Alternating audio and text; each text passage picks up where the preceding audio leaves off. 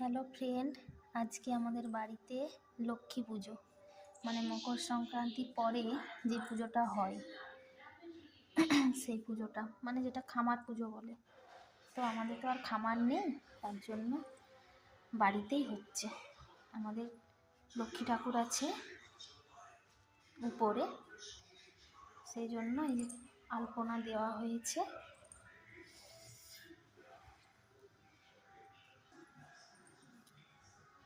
আপনাদের কার কার বাড়িতে এরকম আলপনা দেওয়া হয়?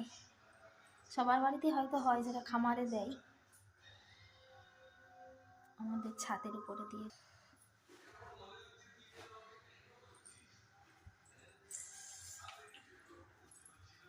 যেখানে মা পুজোর জোগাড় করছে। এটা আমাদের ঠাকুর ঘর, এটা আমার কার্তিক,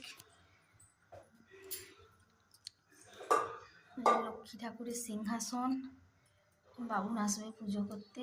মা একটু দেখুন এদিকে, হাই বলে দিন একটু।